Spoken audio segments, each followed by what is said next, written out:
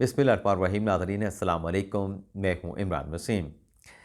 नाज़रीन, इस प्रोग्राम में दो ख़बरें मैं आपके साथ शेयर करने जा रहा हूँ। सबसे पहली ख़बर जिसमें आपको ये बताएंगे कि chief justice of Pakistan justice Qazi Faez Isa ने किस मामले का अज़ खुद नोटिस लिया है और इस सो मोटो कार्रवाई पे किसकी चीखें निकली हैं, क्यों चीखें निकली हैं और काजी फ़ाइज़ा की जानिब से ये अज़ खुद नोटिस लिए जाने का दरअसल सारा मामला क्या है, ये सारी तफ़सीलात इस पहली ख़बर में मैं आपके साथ शेयर करने जा रहा हूँ। और फिर दूसरी ख़बर में जो इमरान खान साहब का साइफ़र का केस है, उस हवाले से कुछ अहम तफ़सीलात हैं, वो भी आप नाज़रीन के साथ शेयर करेंगे। लेकिन इन दोनों ख़बरों से व्लॉग का आगाज़ करने से पहले आप दोस्तों से दरख्वास्त करेंगे कि चैनल को सब्सक्राइब कर लें, बेल आइकॉन का बटन प्रेस करें और वीडियो पसंद आती है तो ख़ुद भी लाइक करें और आगे दोस्तों के साथ शेयर भी करें और उनसे लाइक करने का भी कहें। तो पहली ख़बर से नाज़रीन गुफ्तगू का आगाज़ करते हैं। मामला नाज़रीन ये है कि 2 रोज़ पहले कमरा अदालत नंबर 1 में एक केस की समाअत की chief justice of Pakistan justice Qazi Faez Isa ने, और उनका जो बेंच है वो आप नाज़रीन के नॉलेज में है कि उनके साथ काजी फ़ाइज़ साहब के जो दाएं जानिब हैं वो मोहम्मद अली मज़हर साहब बैठे हैं और बाएं जानिब जो है वो जस्टिस मुसर्रत तलाली साहब बैठे हैं।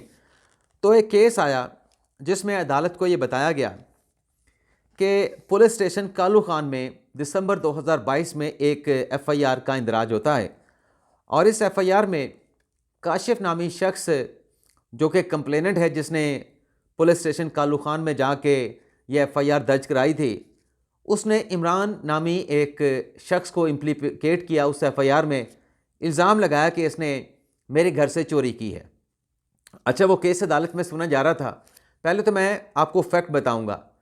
और फिर आपको बताऊंगा कि अज़ खुद नोटिस क्यों लिया और फिर चीखें किसकी निकली हैं। तो अदालत को ये बताया गया कि ये जो काशिफ जिसके घर पे डकैती हुई और इमरान जिसके ऊपर ये इल्ज़ाम लगाया गया, FIR तो दर्ज हो गई, लेकिन ये जो इमरान नामी शख्स था जिसको मुल्ज़म बनाया गया, जिस पे डकैती का इल्ज़ाम लगाया गया, ये ऑलरेडी जब FIR दर्ज हुई ये पहले ही जेल में गिरफ़्तार था, ये पकड़ा हुआ था। और फिर सरकारी वकील से जब अदालत ने पूछा कि इल्ज़ाम क्या है, किस मतलब चोरी का इल्ज़ाम क्या है, तो इस पर सरकारी वकील ने कहा कि ये इमरान पे इल्ज़ाम लगाया काशिफ ने कि इसने उनके घर से कीमती तलाई जेवरात चोरी किए हैं, 9 mm का पिस्टल चोरी किया है, 7.62 बोर का पिस्टल चोरी किया है, 3 सब मशीन गने SMG राइफल जिसको कहते हैं कि वो भी चोरी की गई है। तो अदालत ने, क्योंकि तफ्तीशी ने कहा कि इस मुल्ज़म से इमरान से किसी किस्म की कोई रिकवरी नहीं हुई, जैसे हम माल मसरूका कहते हैं आम ज़बान में, हम ख़बरों में भी पढ़ते रहते हैं, तो उसकी क्योंकि रिकवरी क्यों नहीं हुई, तो 50,000 को मुचलकों के एवज़ जो है इमरान की तो ज़मानत एक्सेप्ट कर ली। अब मामला रह गया जो एक्यूज़ था जिसने झूठा पर्चा दर्ज करवाया था। अब उसने जो चालाकी की, उसके घर पे डकैती पड़ी नहीं पड़ी, लेकिन उसने FIR दर्ज करा के न जाने इमरान के साथ क्या मुखासमत थी, क्या मुखालफत थी, क्या दुश्मनी थी, उसको उसमें शामिल करवा दिया। अब काजी फ़ाइज़ साहब ने तफ्तीशी से पूछा और जो जनाब काशिफ साहब से उनसे पूछा, पहले तो काशिफ साहब से पूछा कि ये जो असलहा आपसे, ये जो बंदूकें, राइफलें, SMG गन्स ये आपके घर से बरामद हुई, इसका कोई आपके पास लाइसेंस था? तो उसने एक परमिट सा दिखा दिया अदालत को।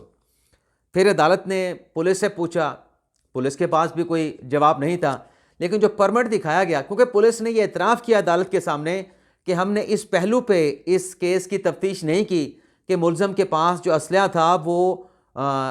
उसका लाइसेंस था या नहीं था, हमने इस पहलू को छेड़ा तक नहीं, इसकी इन्वेस्टिगेशन नहीं की। जब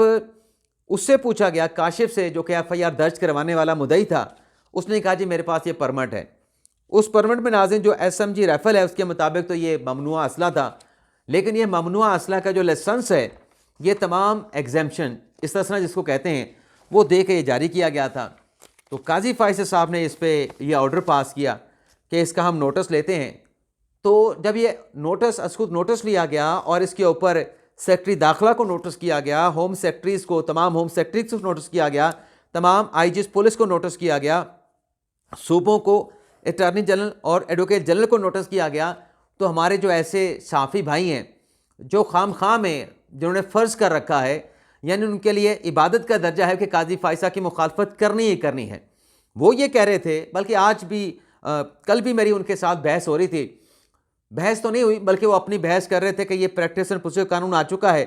तो इसके तो बड़े ज़मीन और आसमान के कलाबे में लाए गए थे कि अब अज़खुद नोटिस कमेटी लेगी, ये होगा, फ़लाँ होगा। अच्छा, मैं उनको बताने लगा, क्योंकि नए नए आए हैं ना, तो जज्बाती बहुत ज़्यादा हैं, एक्साइटेड बहुत ज़्यादा हैं, खून बड़ा जोश मारता है। मैंने उनको समझाने के लिए कुछ बताने की कोशिश की। उसने कहा, छोड़ें जी इमरान वसीम साहब, आपको क्या पता, ये तो हमारे आंखों के सामने हुआ है। काजी फ़ाइसा साहब ने अकेले बैठ के नोटिस ले लिया।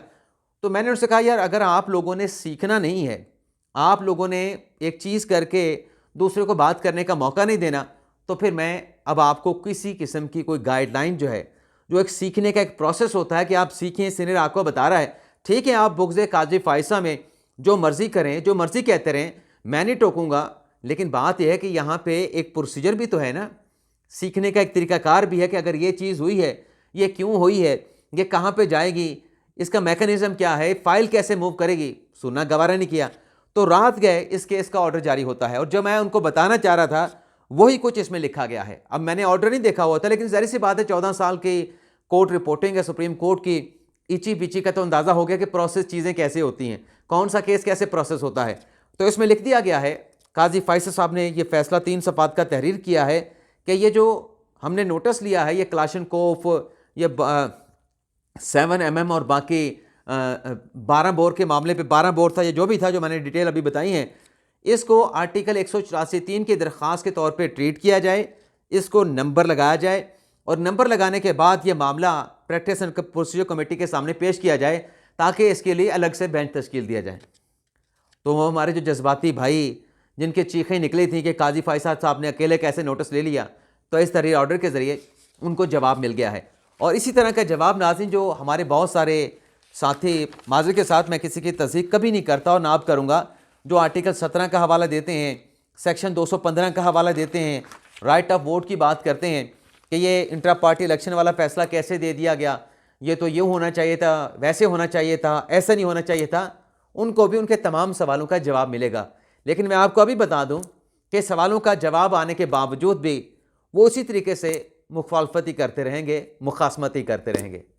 तो अब आ जाते हैं नाज़रीन जो दूसरी खबर है साइफर वाली। मामला नाज़रीन ये है कि जो साइफर का केस है इमरान खान साहब का, उसमें नाज़रीन एक नोटिफिकेशन जारी हुआ था, मैं आपको तारीख बता देता हूँ,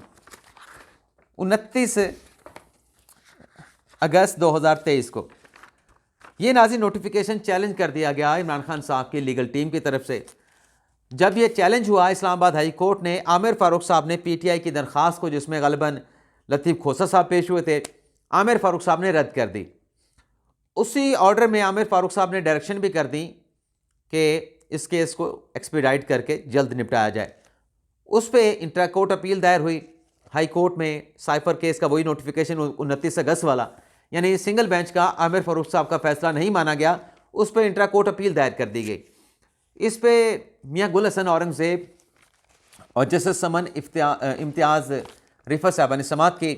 और समाअत करने के बाद इंट्रा कोर्ट अपील में वो जो नोटिफिकेशन था 29 अगस्त का, वो और उसके साथ 4 मज़ीद नोटिफिकेशन जो कि जेल ट्रायल के हवाले से कि इमरान खान का जो साइफर का केस है वो शाह महमूद कुरैशी और इमरान खान का अडाला जेल में उसका ट्रायल होगा, 29 अगस्त का नोटिफिकेशन और बाकी और 4 नोटिफिकेशन अदालत ने सेटिसाइड कर दिए। उसके बाद दोबारा से ट्रायल शुरू हो गया, दोबारा से फिर ट्रायल सलमान अकमर साहब ने चैलेंज किया तो अटॉर्नी जनरल साहब ने स्टेटमेंट दे दिया, अब फिर दोबारा से साइफर का ट्रायल शुरू हो चुका है। लेकिन ये जो 21 नवंबर वाला ऑर्डर था नाज़रीन मियाँ गुल हसन औरंगज़ेब साहब का, ये अब वफाकी हुकूमत ने सुप्रीम कोर्ट में चैलेंज कर दिया है। अब इस केस को पहली मरतबा काजी फ़ाइसा साहब इस पर बेंच बनेगा, इस पर तश्कील होगी, क्योंकि इससे पहले जब वो इमरान खान साहब वाला साइफर की ज़मानतें और दीगर चीज़ें लगी थी तो उस वक्त काजी फ़ाइसा साहब जो है बैरून मुल्क थे और सरदार तारिक मसूद साहब यहाँ पे कायम मकाम चीफ जस्टिस थे। तो अब ये जो अपील आई है 21 नवंबर के ऑर्डर के ख़िलाफ़, इसमें वजारत दाखिला, वजारत कानून ने इमरान खान साहब को फ़रीक बनाया है, FIA को फ़रीक बनाया है, डिस्ट्रिक्ट मजिस्ट्रेट को फ़रीक बनाया है, चीफ़ कमिश्नर इस्लामाबाद को फ़रीक बनाया है, जज अबुल हसना ज़ुल्करनैन साहब को फ़रीक बनाया है, सुपरिटेंडेंट अडयाला जेल, सुपरिटेंडेंट अटक जेल को फ़रीक बनाया है, अब इसमें बहुत सारे सवालात उठाए हैं, 23 सवालात वजारत कानून वजारत दाखिला ने उठाए हैं कि ये जो नोटिफिकेशन थे अटक और अडयाला जेल में इमरान खान के शाह महमूद कुरैशी के साइफर ट्रायल के हवाले से ये कैसे इंट्रा कोर्ट अपील में 2 रुकनी बेंच ने सेटिसाइड कर दिए। तो इस पे जो सवालात उठाए गए हैं, चीदा चीदा सवालात मैं आपकी खिदमत में पेश कर देता हूँ जो इंपॉर्टेंट हैं। इसमें कहा गया है क्या इंट्रा कोर्ट अपील में इस्लामाबाद हाई कोर्ट का जो फैसला है जिसमें नोटिफिकेशन का लदम किया गया, क्या वो कानून के मुताबिक है? क्या इंट्रा कोर्ट जो अपील है हक़ाइक़ की रोशनी में ये इंट्रा कोर्ट अपील काबिल समाअत थी? अदालत का जो हुक्म है वो रिवीजन जुरिस्डिक्शन में क्या चैलेंज हो सकता था? और इसमें कहा गया है कि इन हालात में क्या ये इंट्रा कोर्ट अपील भी दायर हो सकती थी? और फिर आगे कहा गया है कि इंट्रा कोर्ट अपील और हुक्मनामा यानी जो अपील है पीटीआई की और उस पर जो फैसला दिया गुल हसन औरंगज़ेब साहब 2 रुकनी बेंच ने, क्या ये सब कुछ लॉ रिफॉर्म ऑर्डिनेंस के सेक्शन 3 के तहत जिसमें यह इंट्रा कोर्ट अपील दायर होती है, क्या उसमें ये सारा मामला कवर होता है? क्या इंट्रा कोर्ट अपील को, अदालती ऑर्डर को जो कानून है उसमें इसको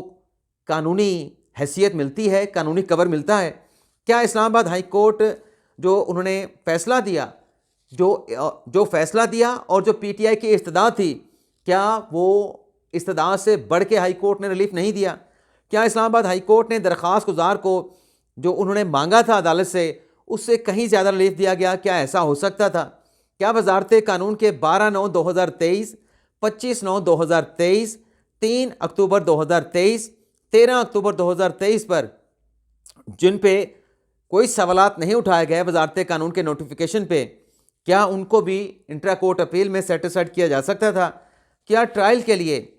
मुलज़म का ये बुनियादी हक है कि उसे मर्ज़ी का वेन्यू मिले कि यहाँ पे मेरा ट्रायल किया जाए, यहाँ पे ट्रायल ना किया जाए?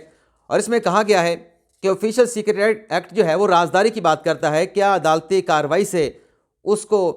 पब्लिक किया जा सकता है? तो ये 23 में से जो मुख्तसर से चंद सवालात हैं उनकी डिटेल मैंने आपकी खिदमत में पेश की है। और इसमें कहा गया है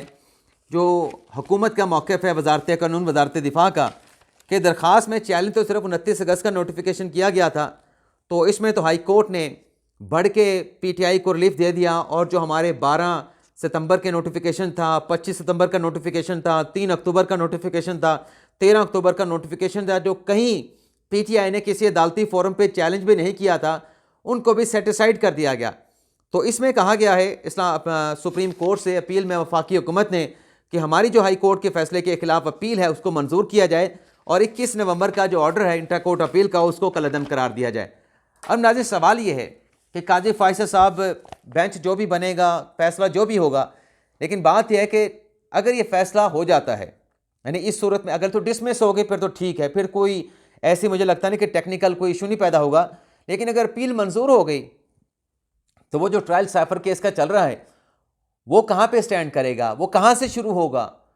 उसको कहाँ से दोबारा से शुरू किया जाएगा? तो ये बड़े टेक्निकल सवालात होंगे। इसके अलावा नाज़रीन आज हमारे सुप्रीम कोर्ट के सहाफ़ियों का एक सेमिनार भी होने जा रहा है, उसमें काजी फायसद साहब आएंगे, अथर मिनल्ला साहब आएंगे और मंसूर अली शाह साहब आएंगे। इस हवाले से भी वहाँ पे क्या बातचीत, क्या इंटरेक्शन होती है, जो चीज़ रिपोर्ट करने वाली होगी वो वीलॉग में आपके साथ हम शेयर करेंगे। इसके अलावा नाज़रीन परवेज़ इलाही जिन पे पंजाब असम्बली में गैर कानूनी भर्तियों का इल्ज़ाम था, परवेज़ इलाही साहब को लाहौर की एंटी करप्शन अदालत में मोहम्मद खान भट्टी के साथ पेश किया गया और 25 जनवरी तक इस केस की समाअत को मुलतवी कर दिया गया है। इसके अलावा अलीम खान इस्तेकाम पाकिस्तान पार्टी के चेयरमैन हैं। एक तो उन्होंने दावा किया है कि वो जो 8 फरवरी को इलेक्शन होने जा रहा है बड़ी तादाद में वो उनके लोग, उनके उम्मीदवार कामयाबी हासिल करेंगे और जो हुकूमत बनेगी उसमें इस्तेकाम पाकिस्तान पार्टी का बड़ा किरदार होगा, मरकज़ी लीडिंग रोल होगा। और साथ में उन्होंने ये भी कहा, जो एतराफ़ किया कि सुप्रीम कोर्ट का जो बल्ले के निशान के हवाले से पीटीआई से मुतल्लिक फ़ैसला है, इखलाकी तौर पे तो लगता है कि बल्ला नहीं लेना चाहिए था, लेकिन जब बात कानून की आती है, आप अदालत में जाते हैं तो फिर आपको वहाँ पे जाके बताना पड़ता है, कानूनी दलाइल देने पड़ते हैं, आइनी दलीलें देने पड़ती हैं, अदालत को कन्विंस करना पड़ता है। तो आप कन्विंस कर लें, आपका काम ठीक हो तो फ़ैसला आपके हक़ में आता है, लेकिन अगर चीज़ ठीक ना हो तो फ़ैसला आपके ख़िलाफ़ आता है। यानी अलीम खान साहब भी कह रहे थे कि जो फ़ैसला इंट्रा पार्टी इलेक्शन बल्ले के हवाले से तहरीक इंसाफ के ख़िलाफ़ आया है वो फ़ैसला सुप्रीम कोर्ट का बिल्कुल दुरुस्त है। इसके अलावा नाज़रीन चाहत फ़तेह अली खान, कल ये ख़बर हमसे मिस हो गई। सोशल मीडिया के तो वो स्टार बने हुए हैं, उनके साथ मजाक भी लोग करते हैं और जेन्युइन मजाक करते हैं। तो वो अब सियासत में एंट्री देने के लिए कल इलेक्शन कमीशन पहुंचे थे कि मेरी सियासी जमात भी जो है वो रजिस्टर्ड की जाए, और साथ में उन्होंने कहा कि अगर इलेक्शन कमीशन ने मेरी सियासी जमात को रजिस्टर ना किया तो मैं अदालतों का दरवाज़ा भी खटखटाऊँगा। तो पाकिस्तान में हालात सियासी जमातों के हवाले से इस नहज तक पहुँच चुके हैं। इजाज़त चाहते हैं नाज़रीन, अल्लाह हाफ़िज़।